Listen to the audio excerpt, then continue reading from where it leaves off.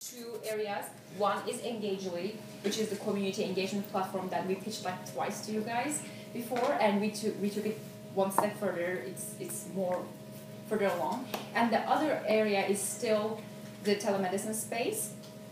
And within the telemedicine space, basically we have two ideas: connected child and primary care. And the one that I will pitch today is the primary care. And we very recently changed our plan, so it's not the well-prepared pitch, but I'll do my best to give the idea to you. This is the idea that we shared with Anne the other day, and the one that she liked. Okay. So hopefully I'll do a good job of sharing that with you. So, meet Mike. I know you can see him, so I drew him here. It's not necessarily the best drawing, but anyway. So Mike owns a car mechanic shop. So he's self-employed. He's a sole prop, and he's owned the shop for 20 years, and he has only 2 employees. Okay, not including himself. 2 employees, and Mike himself is under health insurance of his retired wife, and his wife used to be in healthcare, so he has this great health insurance that he got through his wife. However, he's paying $8,000 per month for a single employee, one employee's family. And this employee has been around with him for 18 years, and unfortunately his wife, the wife of the employee, actually his name, what is his name? I knew his name. I think Michael. No, this is Mike, and anyway, I forgot his name. His wife has cancer, so hence the $8,000.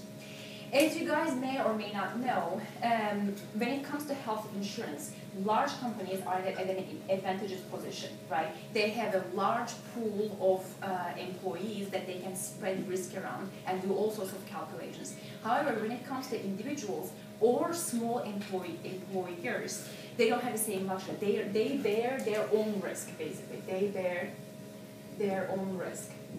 And that makes the health insurance extremely expensive. So now that's just a touching story, but if we look at the economics, and we are still working on the economic model, so bear with me, we don't have all the numbers.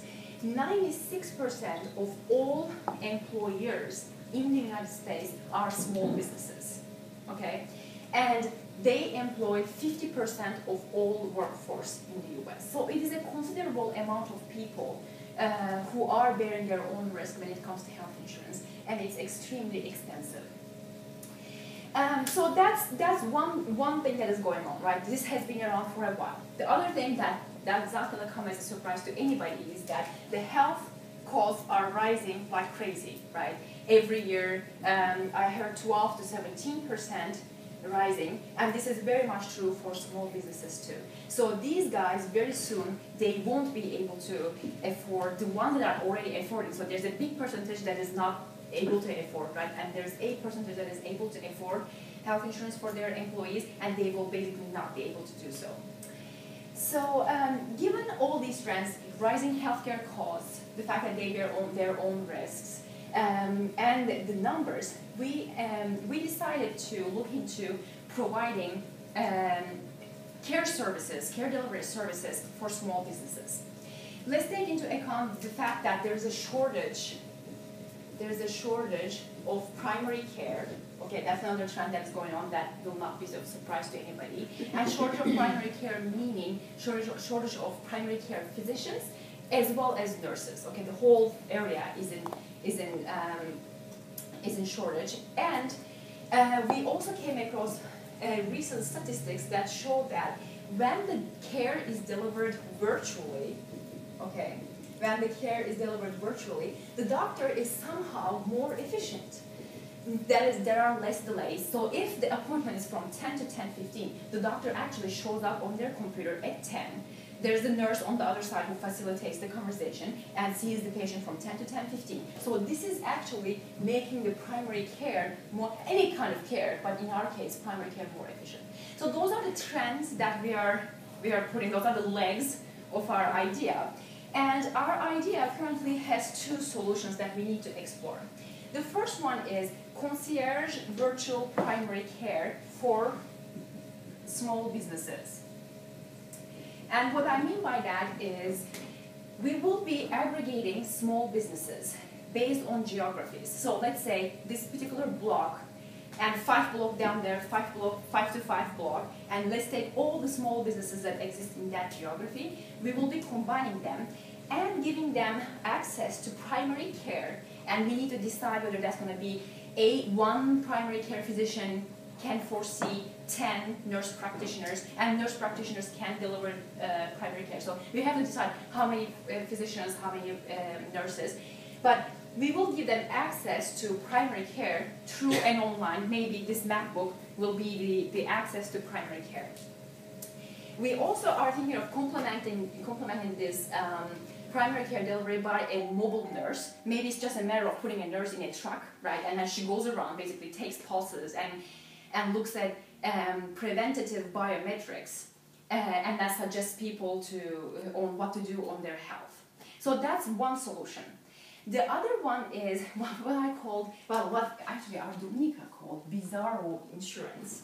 And that means that we would take on, we are providing an insurance that is cost effective, and then that gives you access. Actually, the value proposition for the first one is similar as well. The only difference is not only we provide the primary care through a virtual access, we also combine it with a catastrophic kind of insurance. That means if the employee needs to get a flu shot or is just a little sick, he can always stop by, or the nurse can always stop by, and he can always talk to the virtual primary care physician, get his prescription delivered to the office or pick it up from Walgreens. That part is covered. But we also complement it by working with partners. When this particular guy needs to be hospitalized,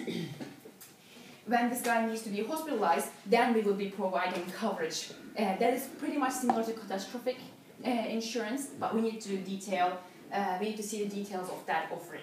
So either we become the insurance solution for small businesses, the value proposition of which is less costly and gives you fast access, or if that is not possible, we will provide just the primary care to help you keep as healthy as possible. So I see this one as more preventative and this one as more medical.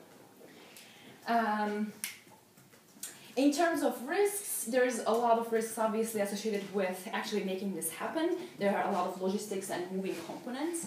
The supply of physicians, since they're in shortage, may be a problem. However, we would be targeting the physicians who are just graduating from their class, or the ones that have not established their practices yet. So this is just, again, primary care.